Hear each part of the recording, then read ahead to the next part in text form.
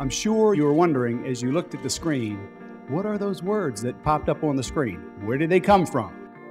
When we put out the Share Your Vision survey, the very last question on that survey said, tell us what you think of this university and describe it in one word.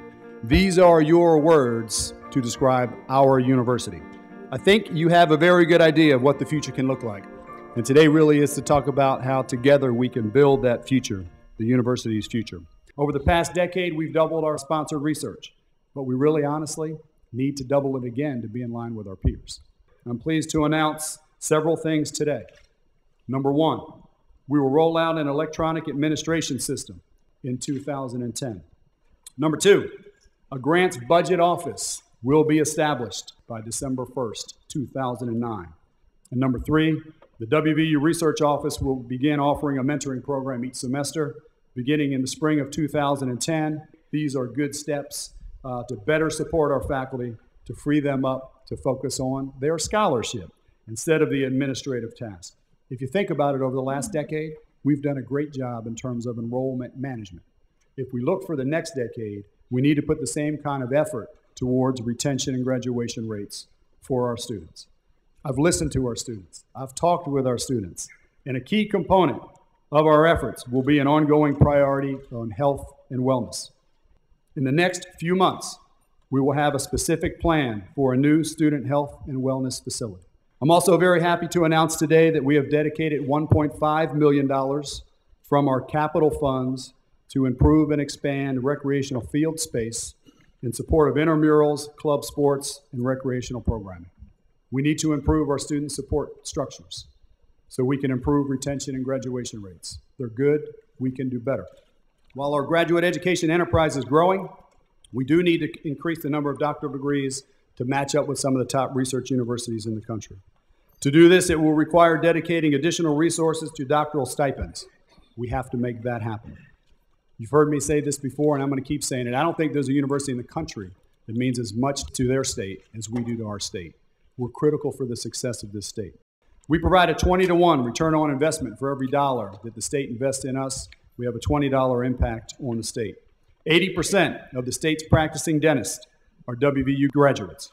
70% of the state's pharmacists are graduates of this fine university. Last year, WVU and our affiliates spent approximately $80 million to provide health care for people who could not pay. As you know, our health care has experienced unprecedented growth in size and complexity. For our faculty, staff, and students, improving the quality of lives of West Virginia can be measured in many, many ways.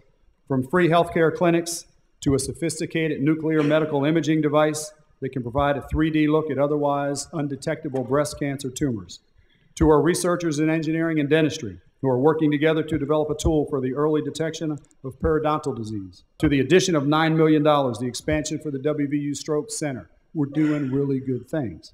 In the next 4 years, 48% of our tenured faculty and 42% of our classified staff will be eligible to retire. That's a really big number, a really big number. Our salaries and benefits must be competitive, enough to retain our current employees and strong enough to fill vacancies with the highest caliber faculty and staff. I'm pleased to announce that our Department of Human Resources will expand its outreach for supervisory training and performance management for our supervisors. Several new programs will be launched in January as a complement to the Mountaineer Leadership Academy that provides in-depth and long-term leadership development opportunities. Any goal that we discuss today, any of the strategies, requires an increase in faculty. Therefore, today I'm announcing a commitment to add a minimum of 100 new faculty lines over the next 3 years. Let me end by reminding you of the words you use to describe our university: life-changing, innovative, visionary, affordable, resilient, capable, committed, empowering, and many others just like these. Another word that came up a lot, one that I really like, when asked to describe WVU in one word, many of you said home. WVU is home. These words should remind all of us that we're united in an amazing spirit of dedication and optimism, and that we stand together on a solid foundation of success. This is our university. It's a great university, and let's build the future together. Thank you.